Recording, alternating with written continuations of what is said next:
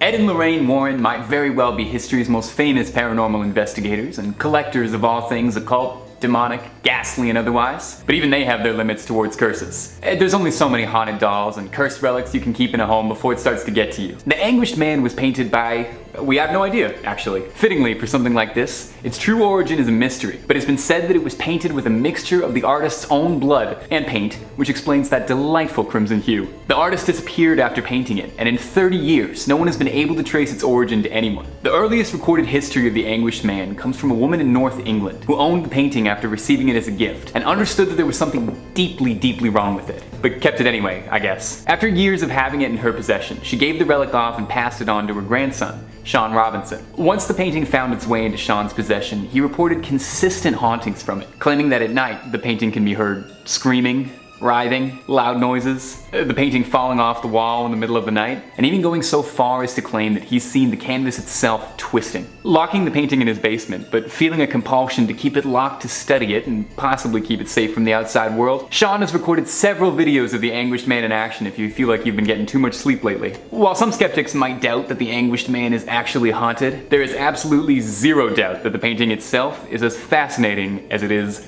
terrifying. Robert the Doll. At first glance already seems a bit unsettling, between his empty smile and the blank expression of the pet sitting on his lap. If only it ended there. Legend has it that this century-old doll is home to a malevolent spirit locked away. It's been said that misfortune comes to those who don't respect him or insult him. Robert's story begins over 100 years ago, and his true origin is somewhat disputed. It's agreed that he was owned by Robert Jean Otto, who received it as a boy, but some people claim that it was a gift from his grandfather, while locals prefer to claim nefariously that the doll was given to Robert by a servant of the house who hexed it out of resentment. Whatever the case, Robert brought trouble with him. The real Robert, or Jean as he went by, would refer to the doll as if it was a living entity, claiming that it had a will of its own. When things around the house would break, like the rest of Jean's toys being destroyed, he'd claim that Robert had done it. The family would find Jean in the middle of the night, wailing, surrounded by overturned furniture, claiming once again that Robert had done it. People would claim to see Robert out of the windows, appearing and disappearing at seemingly random times of day. While Jean no longer owns Robert, of course, Robert lives in the East Martello Museum in Florida, where it's said that even locked up he still causes havoc, causing electronics to malfunction and go haywire. Employees have reported sleepless nights, strange noises, streaks of bad luck after spending time around Robert. The museum claims too Robert gets 1 to 3 letters a day from people asking for forgiveness or asking him to place a curse on others. If you're ever in the area and you feel like checking in, just make sure you're respectful about it, okay?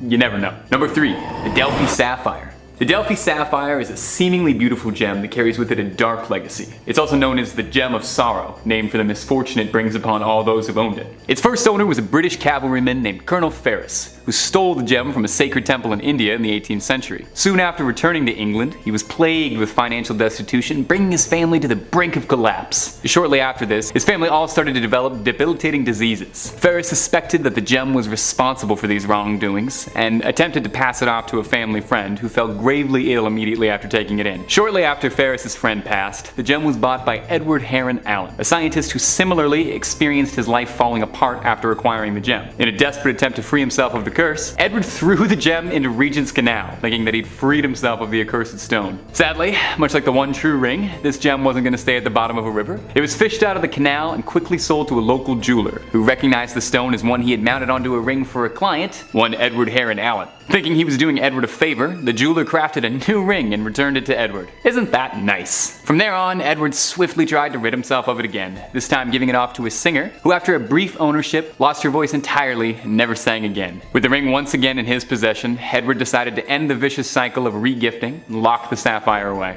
He locked it in 7 stacked boxes surrounded by good luck charms, and gave it to his bank to store in their vault until his passing. Never to be opened, never to be sold. Heron even advised the bank that after his passing, it should be kept for another 33 years, just in case there was any residual curse smell in the box, I guess. Anyway, eventually, the sapphire found its way to a museum, as these things always do, who upon opening the 7 boxes found inside a letter reading, "This sapphire is accursed, and stained with the blood and dishonor of everyone who has ever owned it. Whoever opens this box, do with it what you wish. My advice, however, is to throw it into the sea."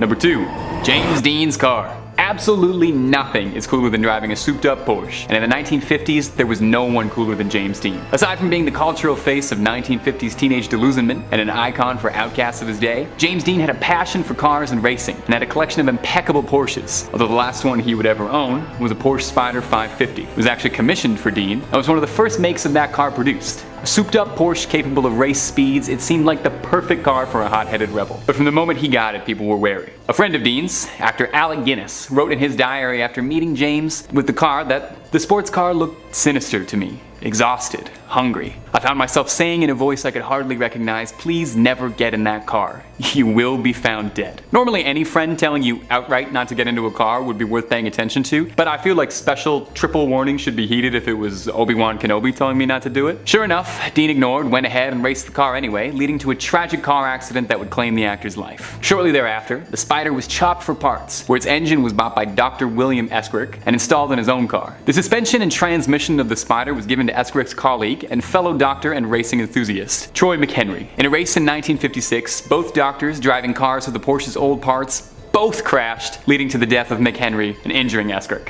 Somehow, not learning any lessons, the self-proclaimed king of customs, George Barris, purchased the mangled wreck of the 550, hoping to rebuild it as a tourist attraction, where it was sold to the National Safety Council as a harrowing display of road safety. In 1959, while in storage, the car spontaneously caught flame. The tires were sold to a private buyer who had them burst on the road, causing them to careen off. And finally, in 1960, while in transit from Miami, the car disappeared entirely. The whereabouts of the car and its pieces are currently unknown, with the only confirmed part left being a transaxle that was found in Massachusetts. And finally, at our number one spot, the Devil's Rocking Chair. When we think of a devil sitting atop a throne, our mind isn't likely to conjure up the image of a rocking chair. That's more for kindly old grandparents. But for the Glatzel family, it was all too real. Seemingly an unassuming piece of leisure furniture, this twisted piece of haunted mahogany became the focus of one of America's most notorious exorcisms. In the early 1980s, the young son of the Glatzel family, David Glatzel, claimed that he was being plagued by nightmares of a creature with jagged teeth, twisted horns, and hooves. And the family was worried, as the boy wasn't really the kind to make things up. The boy insisted that he would see this beast sitting in the chair, rocking, watching him, laughing, threatening to steal his soul away. You know,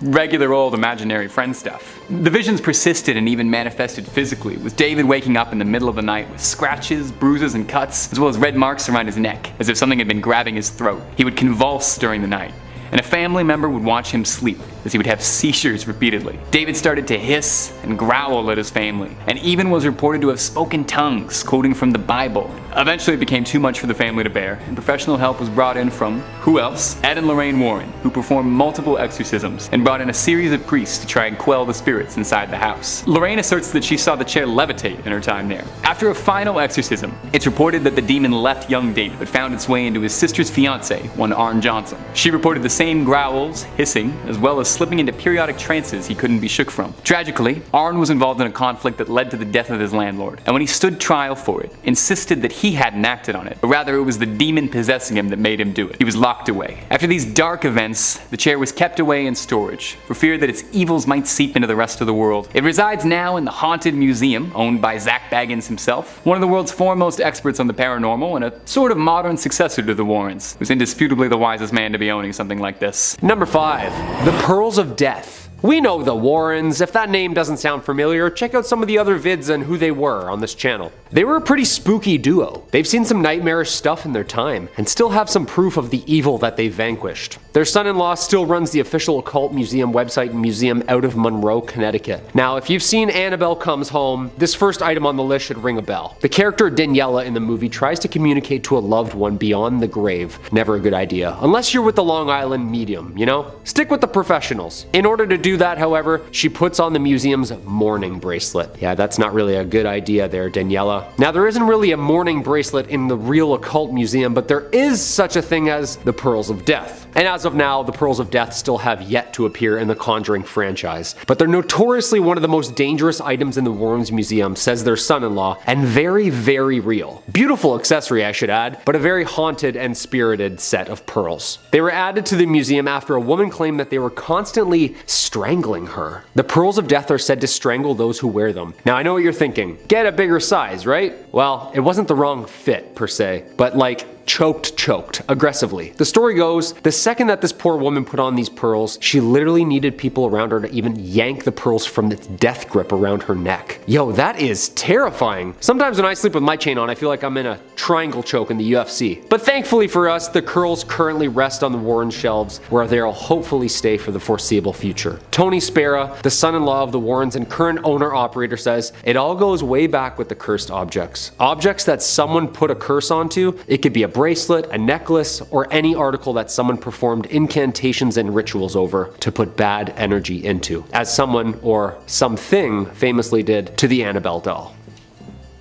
I feel like just talking about it, she's gonna show up. In the same way a priest can bless a holy relic, a satanic worshiper or black magic practitioner can curse a belonging, as seen with the Pearls of Death. Number 4, the Werewolf Paw. As always, if you dig what we do here on Top 5 Scary, hit that like button or feel free to leave us a comment down below. Let us know which James Wan Warren story is your favorite. I mean, nothing beats the David's exorcism scene in The Conjuring 3. Yeah, spoiler alert, it's uncomfortable to watch.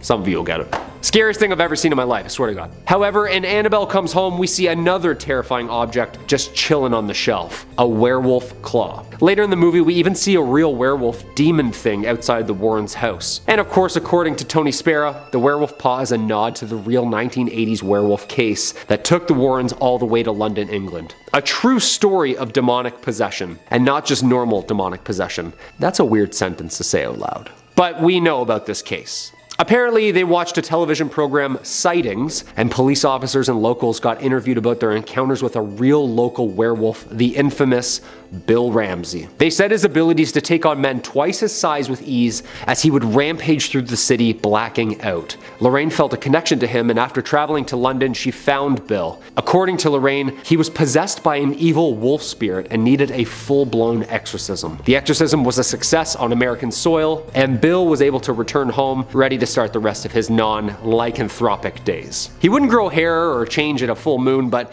he used his fingers like claws, attacked people, and even would run around on all fours. Could this wolf paw in the museum be responsible for the werewolf case in London? I think it might. Number 3, the cursed brick. Perhaps one of the least terrifying items on this list is a brick from the Borley Rectory, aka a brick from one of the most haunted houses in all of England. The house was originally built back in 1862. It was a house built for the rector of Borley, but after a fire in 1939, it was never rebuilt. It was finally demolished after in 1944, but before its final days, Harry Price, a paranormal researcher at the time, reported numerous ghostly sightings, including a ghost nun, a ghost car passing by, as well as numerous horse and buggy sounds on the property. That's terrifying. Yep. A little piece of the haunted home sits in the Warren Occult Museum today, as they were able to visit the Borley Rectory before it was demolished. According to local folklore, a nun fell in love with a monk from the monastery, and the pair attempted to elope together. They were found and sentenced to death. The monk was reported to have been sent to the gallows in the monastery, whilst the nun was sealed into the walls of the nunnery alive. Ouch. This nun is believed to be the one that is seen on the grounds of the Borley Rectory, endlessly looking for the monk that she once loved. That's kind of cute. That's kind of nice. The nun has been seen and heard many times over the years, and the first reports came from 1928 when the owner Guy Eric Smith and his wife contacted a newspaper to report a strange happenings. The newspaper took on the help of an investigator, Mr. Harry Price. Mr. Price stayed at the house to research for more than a year. While staying there, Price witnessed a ton of poltergeist phenomena. Even said that he got in touch with the spirit of a past tenant, Reverend Harry Bull, who died in the house. After numerous attempts at exorcising the property,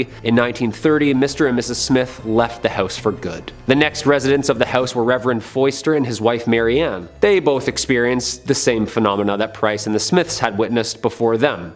However, this time the poltergeist activity seemed to be a little bit more aggressive, with reports of smashed glasses, broken windows, and Mary Ann being even thrown from her bed in the middle of the night. In 1939, the house was burnt to the ground due to an oil lamp. It was then left to ruins until 1944, when it was demolished. The Borley Rectory was said to have been the most haunted building in all of the UK, so although just an unassuming brick, its origin story has seen quite a bit of life and death. Number 2, black magic dolls. We already know some of the infamous museum dolls that are haunted by all hell, but we're not talking about Annabelle. There are apparently handfuls of other dolls that deserve some jarring honorable mentions. Tony Spera believes that there are dark powers that live amongst the various voodoo dolls and handmade figurines that are just casually splayed out for museum goers. Stuffed dolls like the Shadow Doll, of course, who looks like a night terror version of a twisted Muppets puppet. It's known for visiting dreamers and stopping their heart mid-nightmare with fear.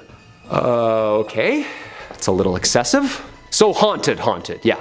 There's a satanic doll that looks like it would resemble a tall wooden man, possibly even the devil. Yeah, haunted beyond all hell. Found in the woods too, around satanic worship. Huh, could you believe? And of course, this dark magic doll. They just look haunted, you know? That off-colorization look, the facelessness, and glass casing around it. Again, that can't be a good sign. Historically, if you do this, obtaining a doll or statue or carving, add in a little dash of dark magic and voodoo, and voila, you have a very dark, cursed item. There's also a doll with no mouth and no eyes. Yeah, that's not scary at all.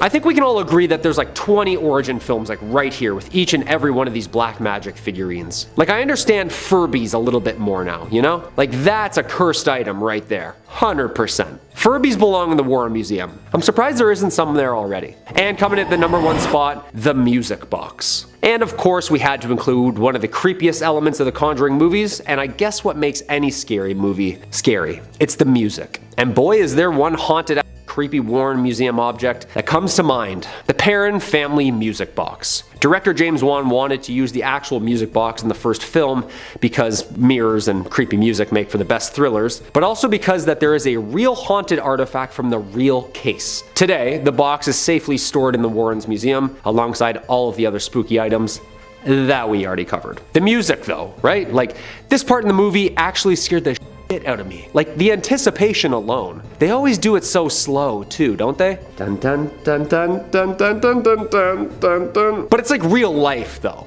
That's horrifying. The music box apparently caused a lot of problems for these Perron girls, specifically April, the youngest of the Perron children. She found this antique in the house and she used to communicate to spirits. In the movie, this was a happy ending, but in real life, the Bathsheba Sherman curse was never really resolved. The original OG film, The Conjuring, was one of the best haunted house movies of the last decade that arguably spawned both a franchise and a new respect for old school horror. I wonder what's next for us in the James Wan universe, cause that Werewolf Paw, yeah, that looks terrifying. #5, the Ring of Silvianus. The Vine Ring, aka the Ring of Silvianus, is a gold ring dating back to the 4th century AD.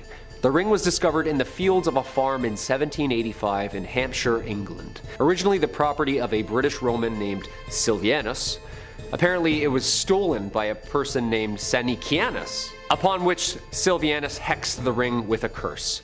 That's right.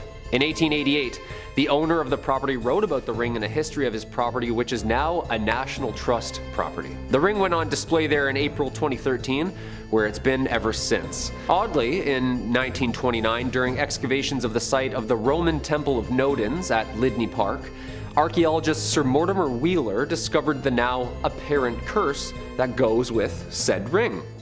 Consulting shortly after with one J.R.R. Tolkien. That's interesting. The ring is apparently much larger than most rings as well and was perhaps made to be worn over gloves. The band of the ring has 10 edges. Among it is the goddess Venus engraved, along with the saying, "Live in God." Yeah, that's pretty awesome. The lore goes, while at the temple, Silvianus' gold ring vanished. Believing the thief to be an individual named Senikianus, Silvianus demanded supernatural justice. And at the Temple of Nodens, crafted and carved a hexed tablet known as the Curse Tablet, or Defixio. On the tablet, he wrote, quote, "For the god Nodens, Silvianus has lost a ring and has donated 1/2 of its worth to Nodens. Among those named Senikianus, permit no good health until it is returned to the Temple of Nodens." Yeah, that sounds like a spell to me. You better return that, buddy. Nodens is like Poseidon. Yeah, that's not good if he's out there looking for you. #4, Tutankhamun's trumpets. The trumpets are a pair that were first found in the burial chamber of the 18th dynasty pharaoh, famously known as King Tut. One sterling silver and one bronze. They are considered to be the oldest operational trumpets in the world, and the only known surviving examples from ancient Egypt. The trumpets were found in 1922 by Howard Carter during the excavation of Tutankhamun's tomb. Yeah, you know, the whole cursed tomb thing. The bronze trumpet was discovered in the tomb's antechamber in a large chest containing other military objects and walking sticks. The silver trumpet was found in the actual burial chamber. Both are engraved with decorative images of the gods. Similar looking trumpets feature in Egyptian wall paintings that are usually, but not always, but most associated with military and war. Silent for more than 3,000 years, the trumpets were played for a live audience of 150 million people through a BBC broadcast live in 1939. And then World War II happened, because apparently the curator of the Tutankhamun collection at the Egyptian Museum says whenever someone blows into it, a war occurs. The same thing happened in 1967 and the 1991 Gulf War when a student was doing research on Tutankhamun's collection and gave her a whirl. Yeah. The bronze trumpet was one of the artifacts stolen from the Egyptian Museum in Cairo during the Egyptian looting riots in 2011 and then, hilariously enough, returned weeks later. Yeah, apparently it's like really cursed, like haunted cursed. Guy didn't want it anymore. Shocker. Number 3, the Statue of Osiris. And speaking of ancient Egypt, we arrive yet again at something stolen. The Statue of Osiris. In 1971, during an excavation in Saqqara, Egyptologist Walter Bryan Emery found a small statue of the Egyptian god of death, Osiris. He and his assistant returned to the dig site's office in a nearby village as Emery took the statue of Osiris with him. Once at his house, Emery went to the bathroom to shower, and after moments, his assistant began to hear Emery screaming. He found him clutching the sink, clearly experiencing some kind of trauma.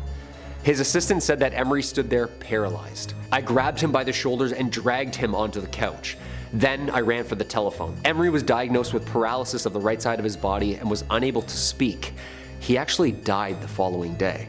Talk about curse of the pharaohs. It's been said that there was a possession of a Canadian woman who believed her home had also become haunted by said statue. The woman gave it to the Ontario Museum, which returned it home to Egypt. Have we seen this video of said statue moving on its own? Like, this is from a Manchester museum, and this thing is just moving on its own all day. Yeah, this god's pretty powerful, and this stuff needs to be respected, you know? And returned. Like, you can't just steal stuff and throw it up in a museum overseas. Especially the stuff that clearly says in hieroglyphics, do not remove this, you will be cursed. We're uncovering more and more buried Egypt every day. Just please be respectful and leave the stuff alone after discovering and documenting it. And whatever you do, don't play any more instruments, okay? Number 2, ballista balls. Almost 2,000 stones were found during archaeological excavations in the Gamla Natural Reserve, of which the ancient Jewish city of Golan Heights used to sit. This is the site where the largest number of ballista stones from the early Roman period were found. Basically, these little sanded stones are perfectly smooth and perfectly designed for ancient machine gun slingshots. Oh yeah, and of course, by sling or hand. In 2020, a ballista ball in Israel was returned to the authorities 15 years after it was stolen. Apparently the balls were very cursed. Why was this particular ballista stone considered to be so cursed? Who knows? The artifact has been returned by an anonymous person under the name Moshe Manis. According to Moshe, the thief who stole the ballista stone stole it in 2005 when they were a teenager. Yeah. Oh yeah, it's definitely not me. No, it's a friend of mine. Yeah, no, definitely not me. Him and his friends were touring a display of ballista stones at the Jerusalem Walls National Park in the city of David. These ballista stones were used by the Romans when they were fighting in Jerusalem in 70 AD as part of the first Jewish-Roman war, known also as the Great Jewish Revolt. The man returned the 2,000-year-old Roman ballista balls from Gamla and actually wrote a little note on it saying, quote, "These are 2 Roman ballista balls from Gamla, from a residential quarter of the foot of the summit. I stole them in July 1995, and since then, they have brought me nothing but trouble. Please do not steal antiques." You said it, buddy. Those stones have seen their fair share of bloodshed. You don't want any part of that smoke. And coming in at number 1, the Wailing Skull. Our number 1 spot, of course, the one that scares me the most. Skull banshees screaming throughout the middle of the night. Oh yeah, just screeching ghost heads. You know this is a thing, right? Like, way more common than we think. Like, they're like everywhere. Burton Agnes Hall is in East Yorkshire, was built in 1598 during the reign of Elizabeth I by 3 sisters of the Griffith family. The youngest sister, Anne, was apparently attacked. They beat her after she apparently refused to give them her belongings. Locals heard her cries and came to her rescue and returned her home, though sadly perishing 5 days later. On her deathbed, she requested that the head be placed within the walls of the unfinished manor. The family ignored her request, and after she was buried and the house's construction was complete, the sisters began to hear sinister noises throughout the empty house. Well, screams, actually. The sisters returned to their family's vault to fulfill the past sister's request, and when they opened the tomb, the body was completely intact except for the now smiling skull across the room from the body. Okay, the head was taken back to the Bert and Agnes Hall, and miraculously, the noises and disturbances stopped. It's like she asked to be there or something. The noises would only happen again when later residents tried to remove the skull from the premises. Yeah, I'd put that back immediately. Don't mess with people's scary like this, you know? The skull was later cemented in the walls for safety. Yeah, I'd hope so. Although the noises have stopped, Anne still makes a ghostly appearance apparently on the anniversary of her death. I don't know why people go around touching things, moving them around, like leave them where they layeth, you know? Number 5, the organ. Music is the basis of like every good horror movie, isn't it? Music playing from the other room by itself, yeah, that scares the shit out of me. When I forget my Bluetooth is on and I hear the music from the other room, my heart skips a beat. And there's some Shakespeare sonnets on there, you know, so it sounds like some dudes in the other room just talking to me in Old English. Well, there's actually an instrument that plays by itself, apparently, every night around 9 p.m. Unless it has priests bless it to keep it only wood and ivory. Apparently it likes to play a little number or two from the other side. Residing in the Warrens Occult Museum in Monroe, Connecticut, Ed Warren, the husband of the famous demonologist duo, apparently likes his classic music. Well, not live, I should say. He obtained the organ apparently after authorities cleaned out a haunted house owned by Reverend Eliakim Phelps in Stratford, Connecticut. Somebody from the authority at the city of Stratford reached out to Ed asking him if he'd be interested in obtaining a musical instrument which needed some special handling. Nothing like a dusty old haunted organ, like the old hockey games and churches organs, you know? Apparently one night Ed was woken up by the sounds of the chords of the organ being played. It was late at night, so naturally Ed thought maybe someone had broken in and was fiddling downstairs with the instrument. Ed went down to check it out, and as soon as he entered the museum where the Warrens' haunted items are kept, the organ would just stop. Yeah, creepy. And also annoying. Like, why do ghosts always do that? It's so like trickster of them, you know? This would happen over and over and over again. The organ finally stayed quiet semi-permanently when after the Warrens asked a priest to bless the organ on a regular basis. Apparently it needed to be continuously cleansed or else the mysterious pianist would start their eerie tune again. Yeah, organs have to be the scariest instrument on this planet. So Halloween-y sounding, you know what I mean? And so Dracula-ish. Toccata in D minor, just... Number 4, the wedding dress. Your wedding day is supposed to be the happiest day of your life, isn't it? Dressed to the nines, till death do us part, cake smashed into your face, yada yada yada, and of course, that iconic wedding dress, you know? Yeah, it's tradition. So what's this wedding dress doing in the Warrens Occult Museum then? Well, the official story behind the white gown in the Occult Museum is that of the White Lady of Union Graveyard. She has been spotted for decades. Many claim they have seen the lady in white at Union Cemetery. She's said to walk the graveyard at night, and locals tell us they've also seen her on nearby roads. Union Cemetery sits just off the junction of routes 59 and 136 in Easton, Connecticut. The legend goes, it's the home of a spiritual entity that allegedly walks the property. I can tell you that now for a fact that this place is haunted. It's one of the most haunted places around, said Lorraine Warren herself. Yeah, and she's seen some stuff in her time. One of the most infamous encounters is that late one night a man was driving down Stepney Road in his pickup truck just past Union Cemetery. Out of nowhere, a woman in a white dress appeared in the middle of the road.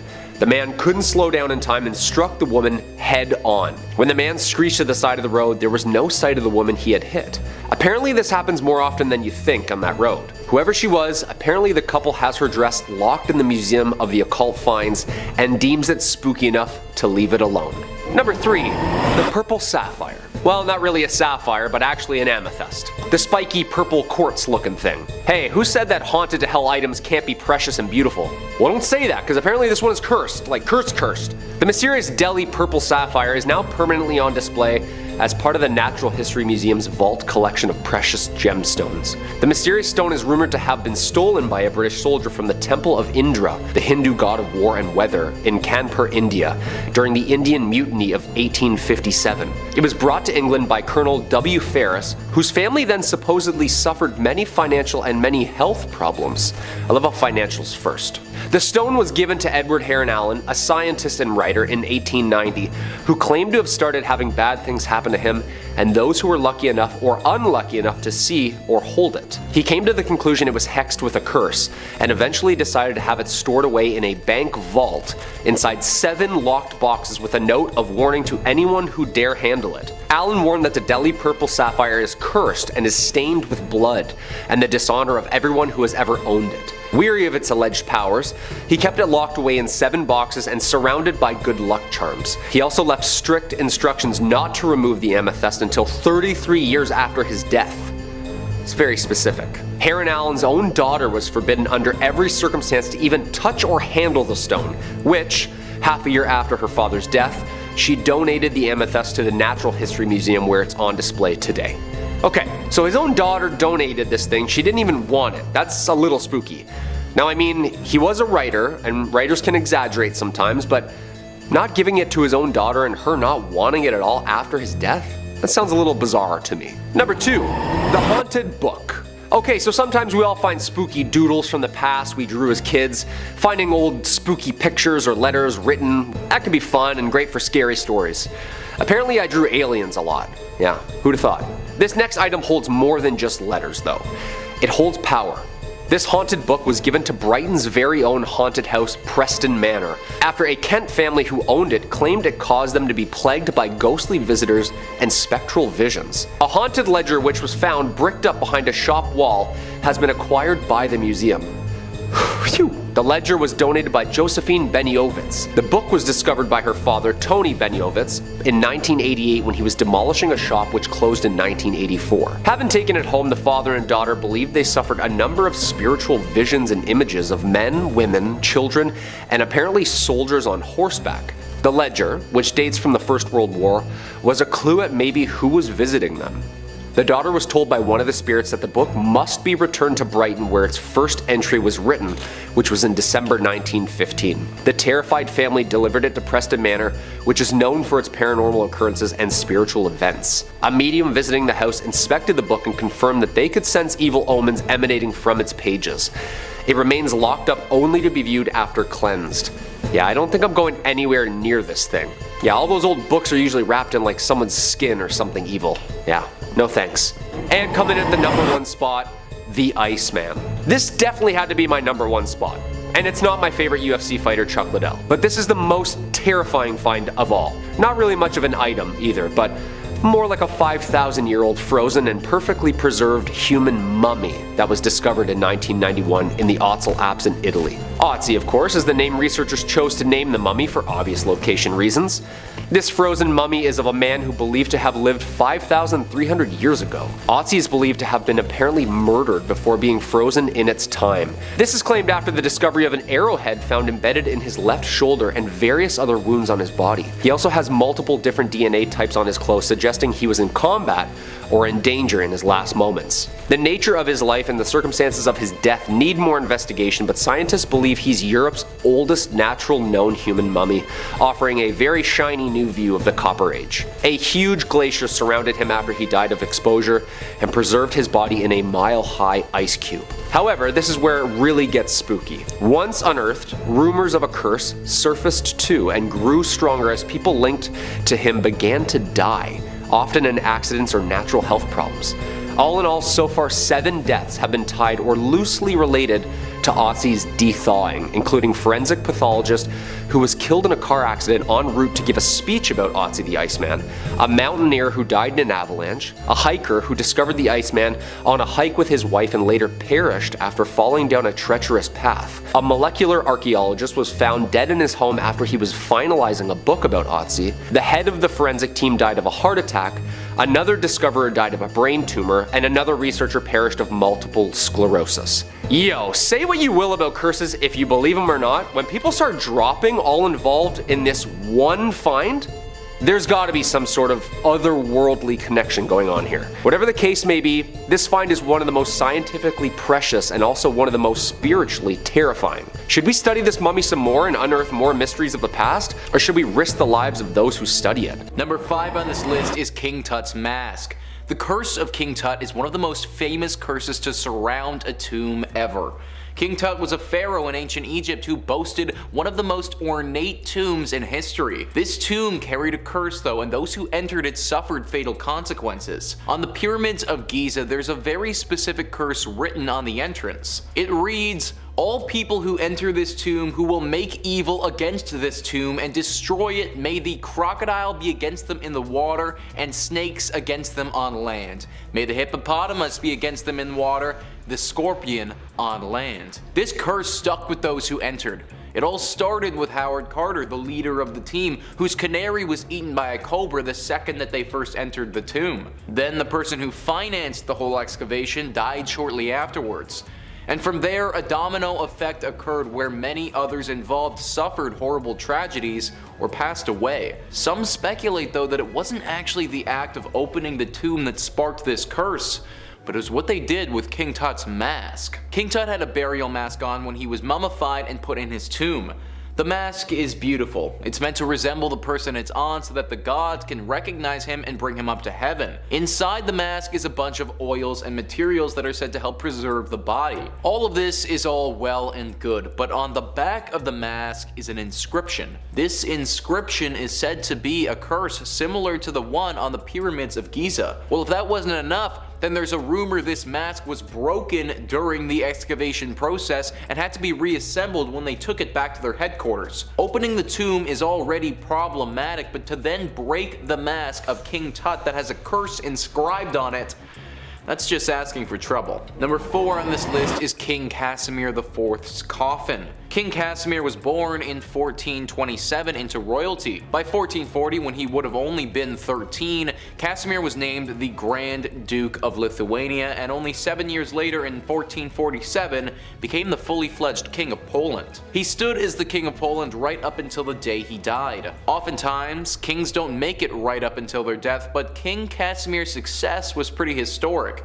He's known in Polish history as being one of the most politically active and prosperous kings to ever rule over their country. During his reign, he won several wars, recovered territories for Poland, and made their royal family one of the leaders in Europe. Due to all of the glory that he received in his life, it was only fitting that he have a tomb that reflected this. He died when he was 65 years old in 1492 and was put to rest in the chapel of Wawel Castle. There he lay for roughly 500 years until 1973. Researchers opened the tomb to find a horrible surprise. The researchers opened this tomb and investigated the mummification process and all the artifacts he was buried with. They took his body and coffin out of this place and brought it back to their lab. What they didn't realize though was that this coffin had a curse to it. It's estimated that over 15 people died who worked on researching this body and this coffin. It took a while before they realized what was causing this death, but eventually they discovered the error of their ways. You see, the coffin was cursed, but it wasn't cursed with anything ghostly, it was cursed with Aspergillus flavus. Cursed is also a misleading word to use in this instance as well, because Aspergillus flavus is actually a pathogenic fungus. A fungus that when exposed to people can become a killer. For a long time, people thought that there truly was an ancient curse surrounding this coffin, but it was actually this fungus that kept preying on people's immune systems. Eventually, King Casimir's body was taken and put back into his tomb, but not before the damage had been done and over 15 people had lost their lives. Number 3 on this list is the Screaming Skull of Burton Agnes Hall.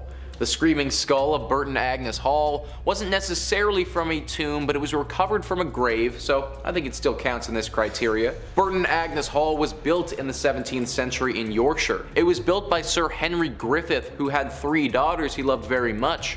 They all moved there and were very happy for a time. One of the daughters was named Anne, and Anne loved to explore the outdoors. One day though, when she was exploring, a gang of robbers got to her and they beat her and left her for dead. When the family found her, there was barely any life left in her. They brought her back to their home, but her time on this world wasn't long. While she was dying, she had a very strange request to her 2 remaining sisters. She begged them to take her head and put it within the walls of the hall so that she could always be there with her family. She was dying, so they agreed, but neither of them actually intended on taking their sister's head off and keeping it in their home. A few days later, she died and they buried her outside the hall without keeping their promise. This was a big mistake though. After she was buried, strange noises and banging sounds started happening all over the hall. Screams and crying could be heard throughout, and moans the family couldn't ignore. Eventually they gave in, dug Anne up, and took off her head. They brought it into the hall and the disturbances, they stopped. But years passed and the ownership of this hall changed. The new owners, they had no interest in a dead girl's skull in their home and got rid of it, but sure enough, just when they did, the noises and the hauntings started again. Over the centuries, people have tried and tried again to rid themselves of this skull many times, but eventually they always cave and they have to bring it back in. The skull truly is cursed and it must remain inside the home at all times if you ever want any peace from Anne's spirit. Number 2 on this list is King Tut's statuettes. King Tut's tomb didn't just have one cursed item, it had multiple. His burial mask is pretty widely known, but many don't know the story of 2 statuettes that also came from this tomb. These were 2 small bronze statues found inside the tomb. One of them with their hand over their heart and the other one with their hand over their mouth. Lord Carnarvon, the man who funded the initial excavation, gave these to a friend as a gift. This was meant to be in good faith and a friendly gesture, but he had no idea the trouble that they would cause. The name of the family is omitted in this story to protect their integrity, and the person who received the statues is simply referred to as James. James received these statues and brought them back to America with him, but then started to suffer the consequences. Once wildly successful, James started to lose everything: his company, his money, his family. James went through 3 failed marriages, a complete collapse of his immense fortune, and finally died of illness without ever realizing these statues were part of the problem. He left them to his grandson in his will, and the curse continued. When his grandson took hold of these statues, he was a decorated Olympian, but he also suffered a serious fall from grace. Injuries, other accidents, and failed business ventures plagued the grandson from the second that he took hold of these statues until finally he called the museum. He donated them to the museum so that they could be put with some of the other King Tut pieces and the curse could finally be lifted from his family. Now, it's certainly possible that this was all a coincidence and this family just got down on their luck at the wrong time, but anything involving King Tut has the potential to be cursed, and I wouldn't be surprised if these statues were part of that. Number 1 on this list is the Unlucky Mummy. The Unlucky Mummy is an ornate wooden coffin that was found in an ancient Egyptian tomb. This coffin's preservation was remarkable for how old experts thought that it must be. The coffin was said to hold the remains of ancient Egyptian princess Amun-Ra. The legend says that in 1890 some British men stumbled upon this casket at an Egyptian excavation site. There were 4 men and they all suffered greatly right after coming in contact with this coffin. The first man, who initially took ownership of the coffin, was seen leaving his hotel and walking straight into the desert to never be seen again, only after 1 day of possessing said casket. The second man on the very next day was accidentally shot and had to have his arm amputated. The third man, when they did eventually get back to Britain, returned to see that all of his life savings were gone. And the last man died from disease shortly after the discovery of this artifact. And just like that, the curse of the Unlucky Mummy began. Now, there are some misconceptions with this mummy. Some people believe that the Unlucky Mummy got put onto the Titanic ship and that's what caused the Titanic to sink. That was never the case though. In fact, once the coffin got to Britain, it's never left. That doesn't mean that this thing isn't still cursed though. It currently resides at the British Museum in London. Since its arrival there, other rumors about this ancient artifact have come out, such as the untimely death of writer Bertram Fletcher Robinson. He was convinced that there was no curse surrounding this coffin. In fact, he even wrote extensively on that topic, but then he died shortly afterwards. Incidents like this have happened all throughout history, further solidifying the curse around this coffin. With everything that's happened to it, the term unlucky might just be a bit of an understatement. Number 5. Uluru Rock. If you're heading down under for vacation this year, well, there's a certain object that remains very cursed there that people don't really recommend you tamper with. And it's huge. Uluru Rock. Yeah, this massive sandstone monolith in Australia was discovered on paper in 1873 by surveyor William Goss. He named the landmark Ayers Rock in honor of the then Chief Secretary of South Australia, Sir Henry Ayers. Known as such, of course, until 1993, 1903 when it was officially renamed to Uluru, honoring the title originally given to the Anangu First Nations peoples, to whom the site is sacred and, more importantly, home. This thing is strange. First off, this place is highly sacred, stumbled upon by the First Nations people of the northern Aussie area for who knows how long. This site has been known over the eons to have strange powers though, i.e. any tampering, stealing, defacing, or slandering the megalith is a sure way to test your luck against, well, the universe. This place shouldn't be messed with. One man stole a chunk of rock from the monument and experienced so much bad luck that he actually drove 3,000 kilometers to return it in person,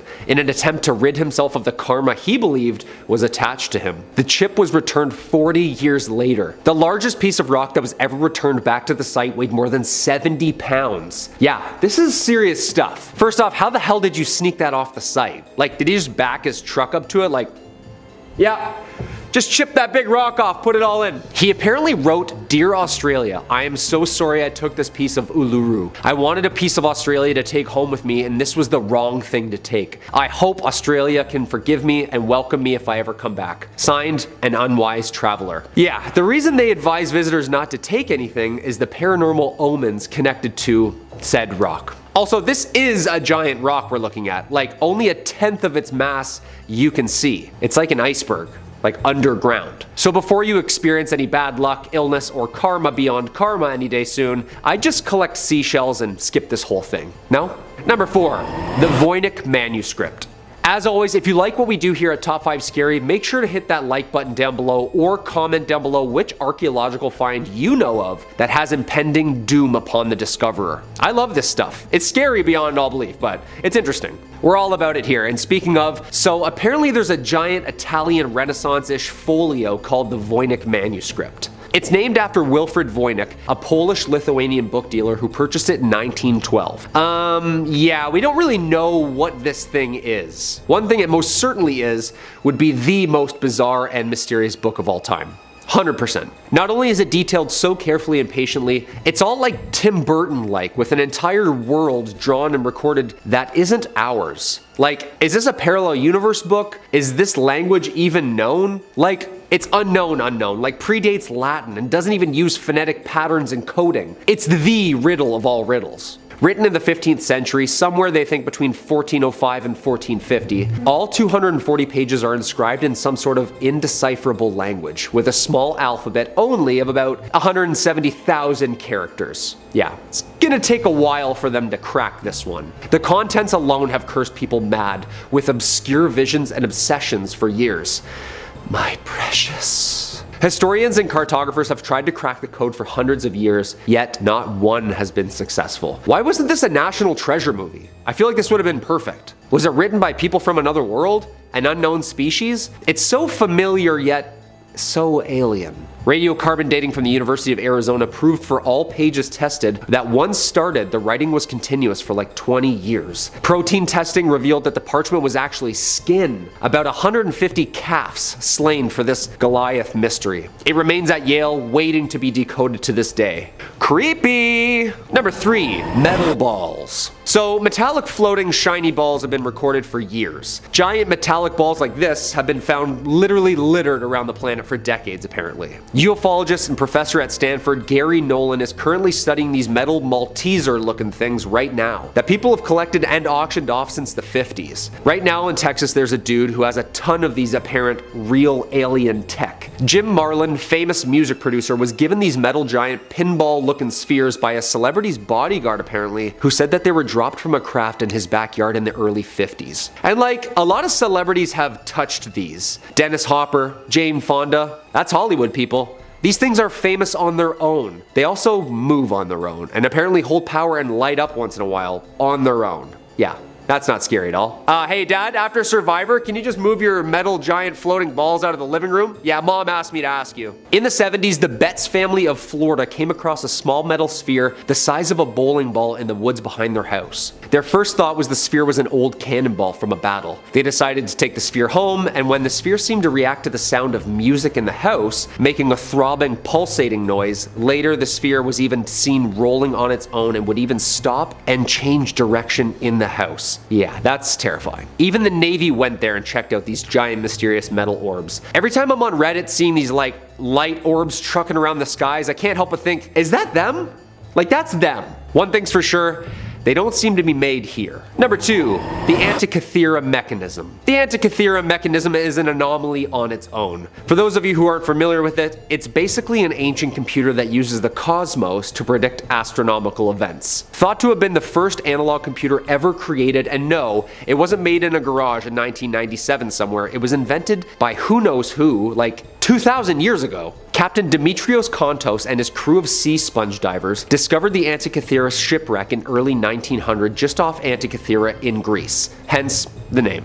I also find it hilarious that divers diving for something you wipe your butt with found an ancient computer. Like, something about that just amuses me. They recovered tons of artifacts during the expedition, helping pull up the shipwreck and this precious baby. Many thought it was cursed immediately after its first handlings. Apparently after its discovery, 3 of the divers who dove down died shortly after its find. Presumably, of course, of the bends, of overwork, but locals think this device was to blame. At 150 feet deep, just off Point Glyphadia, the Greek island, the team retrieved millions in bronze and marble statues, pottery, glassware, jewelry, coins, and this ancient mechanism. It was a find of a century and still is. The device is made entirely out of a single bronze sheet, built in a wooden case about the size of a shoebox. The case and its faces are covered with Greek inscriptions, which indicate the device's astronomical and calendrical purpose. It's basically a computer built entirely out of cogs, wheels, gears, and faces, and it would tell you where you were amongst the cosmos. The first alarm clock, computer, calendar hybrid.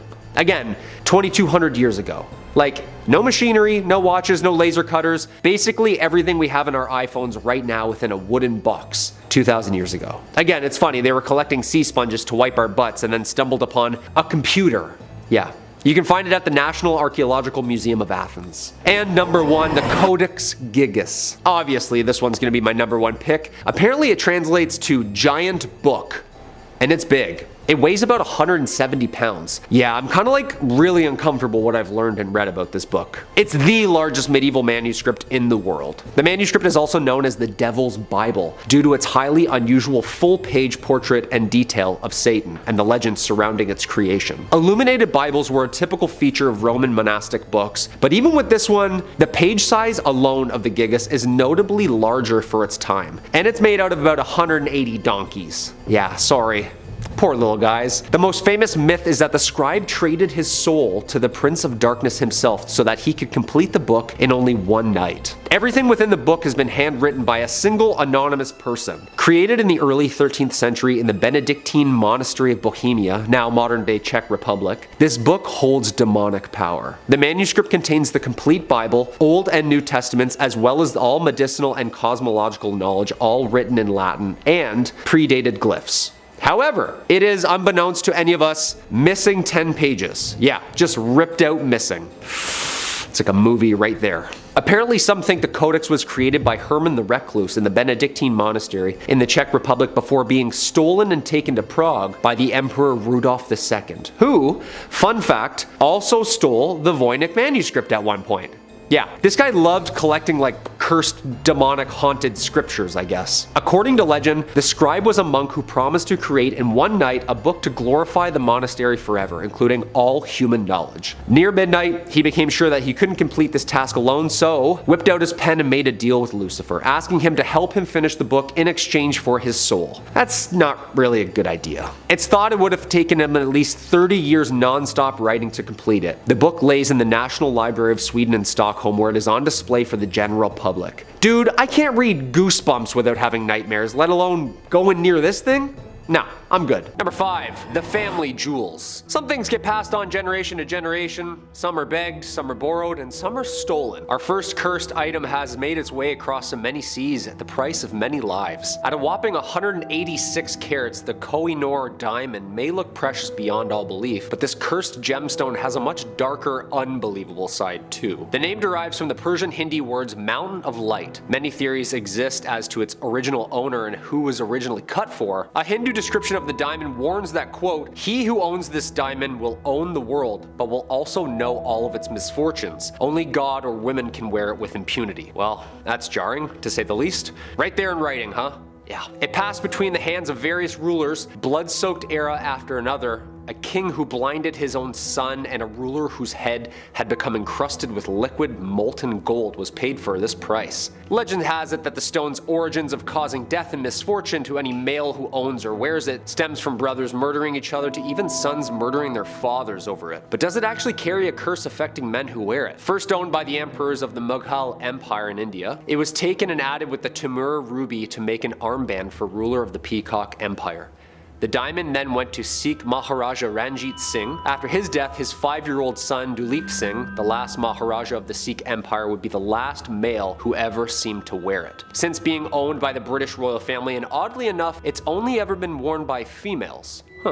After Queen Victoria's death, Queen Alexandra got it and was used to crown her at her coronation in 1902. The diamond was then transferred to Queen Mary's crown in 1911 and finally to the Queen Mother's crown in 1937, where it remained for more than 80 years. When Queen Elizabeth died in 2002, the crown was placed on top of her casket for the funeral. All of the crowns are now on display in the Jewel House at the Tower of London, with crystal replicas of the diamonds set in the older models they were in. So what's the deal?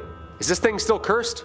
Did the royal family know something that we didn't? Maybe. Number 4. The Statues of Lemb. The Woman of Lemb statue was discovered in Lemb, Cyprus in 1878 and dates back to about 3500 BCE. The statue eventually earned the nickname the Goddess of Death after 4 different families experienced tragedy while handling and owning the carved stones. The first owner, Lord Elfont, along with his entire family, perished within 6 years of owning the statue, all from mysterious and rapid illnesses. The other 2 owners, Ivor Minucci and Lord Thompson Noel, also died along with their entire families just a few short years after obtaining the statue within their homes. The 4th owner, Sir Alan Beaverbrook, died alongside his wife and 2 daughters of mysterious causes while in possession of the carved rock. Although his sons did not believe in the curse attached to the statue, out of fear of the sudden misfortunes around them, they decided to gift the Royal Scottish Museum in Edinburgh the find, where it is now encased in glass, safe, unable to bear any other family bad news. You gotta think, someone was just like sitting there back then chiseling this rock like 6,000 years ago. What were they thinking? What were they saying out loud? What were they looking at? Why did they seem to have blessed this rock with so much evil and misfortune? You tell me.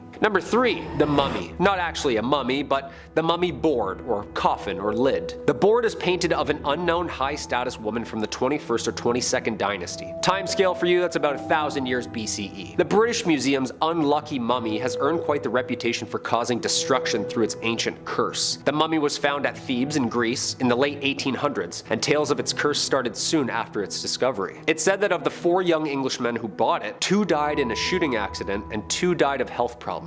A string of illnesses, accidents, and deaths following this are said to be attributed to the lid. One of the most infamous rumors about the mummy's curse is that it caused the sinking of the Titanic. Wait a minute, what? One of the victims on board was a journalist who apparently was the first to publish articles about the mummy's find and the curse that went with it. Survivors from the disaster recall hearing stories about the ship of an ominous artifact that has a sinister reputation. As the mummy stories and the rumors spread, people who survived began to ask the question if the rumors had caused the disaster that night. The unlucky mummy is now an ancient Egyptian artifact in the collection of the British Museum in London. The identity of the original owner is still being studied and the related causes brought on by it. Due to the brief hieroglyphic inscriptions of short religious phrases, scientists are still trying to decipher the name and the curse that comes along with it, and the actual location of where the body disappeared to. It's been feared since the discovery in the late 1880s, and the mummy's lid has acquired a reputation credited with causing death, injury, and large-scale disasters, earning the nickname the unlucky mummy. None of these stories have any basis in fact, of course, but the mummy serves as a spiritual question mark and remains a mystery to scientists who crack the code open. Yo, where's Brendan Fraser when you need him, right?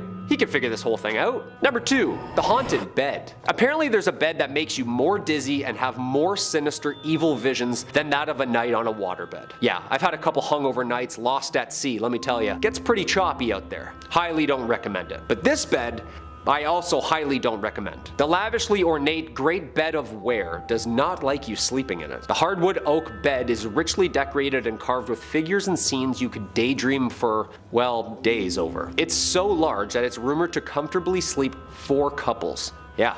Talk about a California king. There's a tale that suggests that the bed was made in the 15th century for King Edward IV by a very gifted carpenter, but through the years found itself being passed between the Inns of Ware, where commoners were able to sleep in it, break the legs, and apparently cover it head to toe in graffiti. Yeah, the disrespect alone. The defacing got so bad that apparently the ghost of the maker haunts those who are not of royal blood. Basically not blessed by God to rule. It's so old and so haunted that apparently people who spend the night are woken up violently by specters watching them sleep. Apparently there are so many initials carved into the wood, images drawn on it, that it's hard to know who actually the bed was originally fitted for, and who actually cursed it. Some researchers believe that the curse surrounding the bed could have actually been carved into it with symbols and text that hexed the next user. Whatever its history, it's haunted.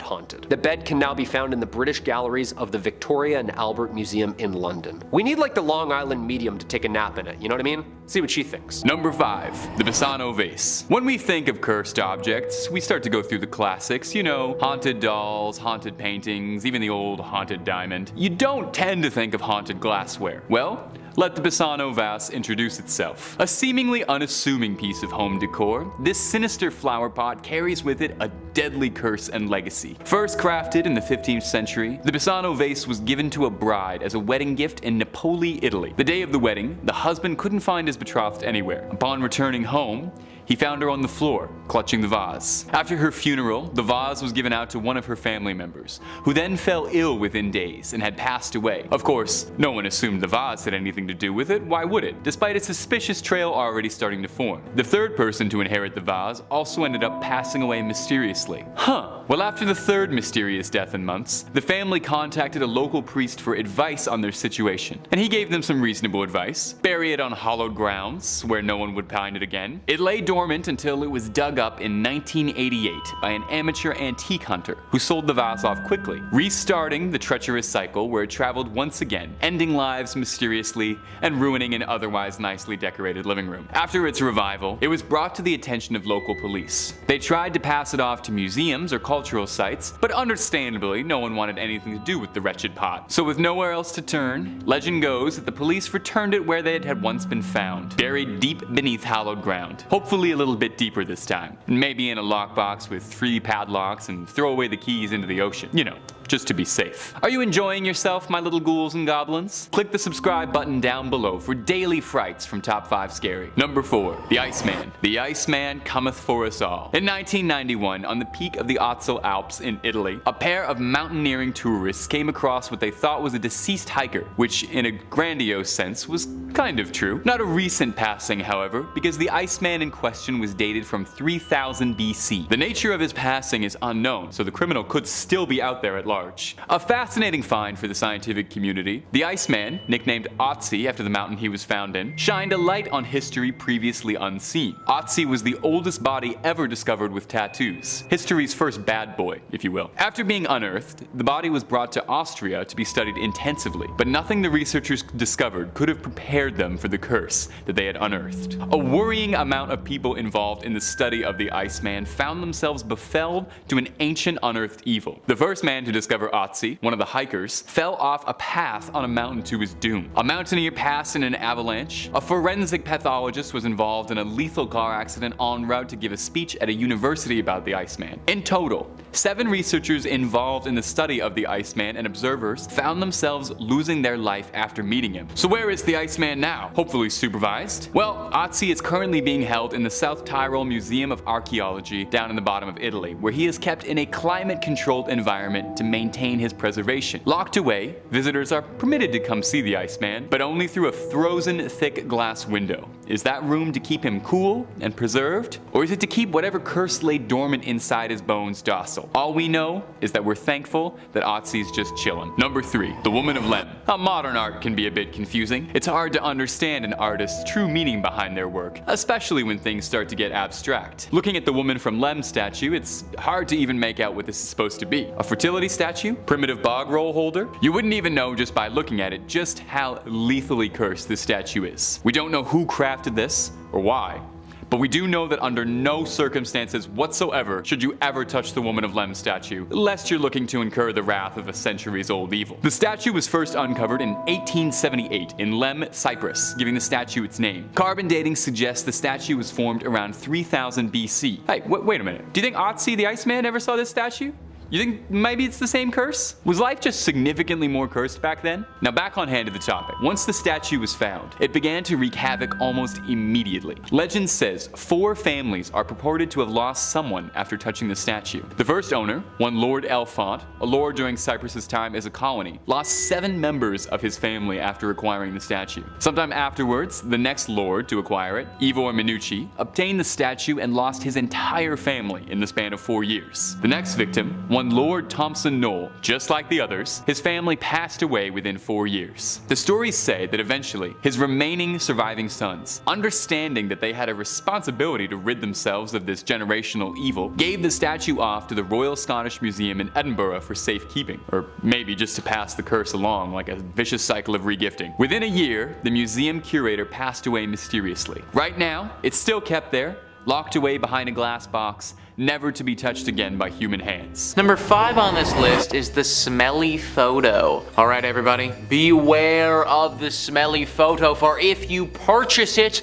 then you'll be cursed with a horrible smelling odor for all of eternity. Alright, so maybe it's not that dramatic, but apparently this is actually a thing. Mental Floss says this historic daggerette type is reportedly inhabited by a Victorian gent named Martin. It was initially found in the eaves of an attic, and its owner would bring it out for guests to see. Eventually, people began to notice that certain smells would mysteriously appear and just as mysteriously disappear, such as the scent of roses and cigar or pipe smoke, or even the odor of smoke from a wood fire, the seller writes. When questioned with a Ouija board, the spirit inside was sometimes talkative and even playful, but other times reticent. But some spooky things started happening in the house, like objects disappearing or being moved, and footsteps and whispers faintly heard. These strange goings on became more frequent until finally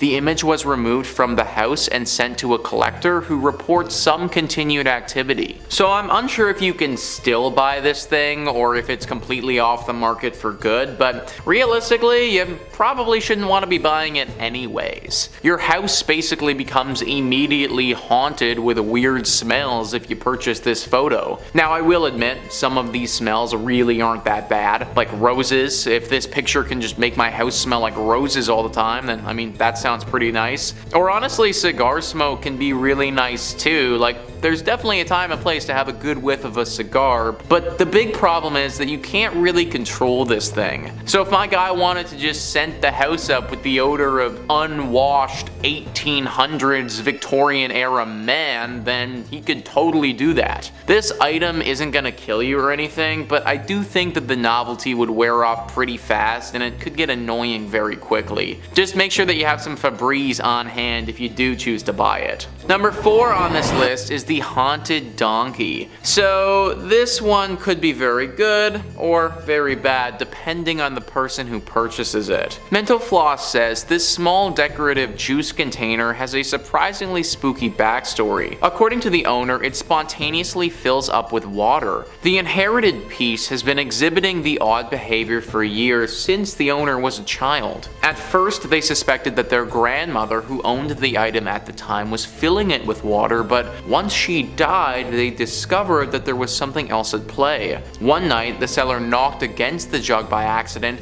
and noticed it sounded like it had liquid in it. When I investigated, I found that there was indeed water in it, they wrote. I thought maybe it was a mistake, they explained, but it's happened sporadically ever since. I'm not scared or anything, but I'm just not into the type of stuff. I wish my Nana well in the afterlife, but it's just not for me, they said.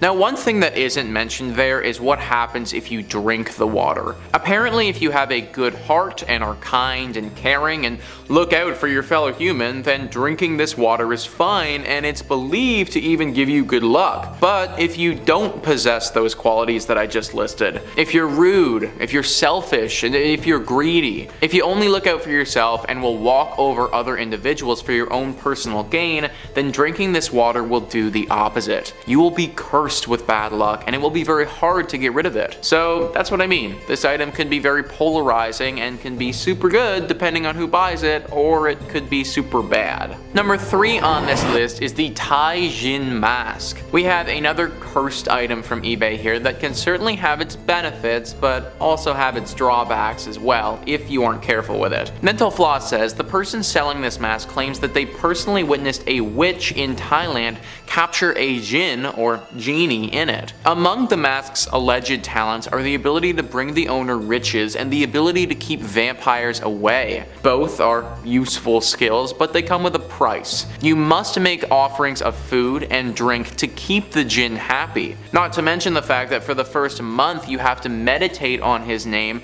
3 times a day for 20 minutes each. So here's my thing. Riches and the ability to ward off vampires, that sounds cool, I like it. I mean, who wouldn't want to have a magical mask that can make you rich? That'd be awesome. Granted, there is that whole other thing too. This is a jinn, and even though that's really cool, I don't want to fall into a trap of fully trusting this thing. Genies are very tricky. They say one thing, you take it at face value, but they mean something else entirely. So this thing might say something and make you believe that you're getting rich, and then totally flip the script on you and have it mean something else. Also, let's not forget that if you mess up a little bit and don't offer this thing food or water or meditate on it 3 times a day, then it will probably choose to respond decently badly to you. These are all risks that I personally don't think I'm willing to take. Also, here's my other thing. Like, if this mask is gonna give you tons of riches, then why is somebody selling it on eBay? Why would you need to sell this thing if you're already super rich based on the mask? And if it was that great, then wouldn't you want to keep it? I don't know, just some stuff to consider before you pull the trigger on this thing. Number 2 on this list is Lisa's shoes. Lisa was a young girl who lived back in the Victorian era a long time ago. Now apparently she died way too soon. We think it was sepsis, but we don't really know when she died or why she died for sure. All we know is that she was taken from the earth way too early. Mental Floss says, said to contain the spirit of a little girl called Lisa, these shoes were found by someone who was curating their late aunt's estate, tucked in a nursery closet alongside various Victorian clothes and toys. They suspected they were haunted, the seller writes, since there was a lot of knocking in the nursery closet. If actually possessed, tap dancing might wake one up in the middle of the night. The noise wasn't the only indication of the shoes' otherworldly nature. The house they were found in was rumored to be home to a number of ghosts, including that of a woman who had murdered her baby there in the 19th century, and the spirit of a 9-year-old girl who died of sepsis. So if you're the type of individual who likes to fall asleep to the sound of cursed shoes dancing all over the floor, then I guess this is for you. I don't know how many of those people are out there, but hey, no judgment here. I personally do not have any interest in purchasing some cursed shoes, but that's just me. Apparently, if your heart really does desire such a thing, then a few clicks on eBay is all it's gonna take. And finally, number 1 on this list is the Anguished Man painting. The Anguished Man painting has been something that we've talked a decent amount about on this channel when it comes to haunted and cursed paintings. Well, you can buy this haunted/cursed painting on eBay if you wanted to do so. The seller of this oil painting describes it as a horrific paranormal portrait. The artist is unknown, but according to its owner, the artwork may be responsible for a number of spooky goings on around the house. Since owning this painting, I've experienced a number of strange paranormal events that cannot be easily explained, the seller writes in the listing. These include hearing disembodied footsteps from elsewhere in the house, the sound of bird songs appearing out of thin air in the living room, And finally, observing a heavy metal door latch lift by itself and the kitchen door open by itself. So that's a hard pass from me, guys. Not only will this painting curse you and your home, but also, like, really isn't that great of a painting to begin with. I mean, I don't want to disrespect the artist here. I'm sure that they had a great vision, but I don't really want to have a picture of a screaming dude in my home just looking at me all the time. Even if this thing wasn't haunted and was just totally normal, that would still scare the bejesus out of me late at night when I'm half asleep going to get a glass of water or something. If you are about it though, then hit them up on eBay and you can get the Anguished Man painting in your home today.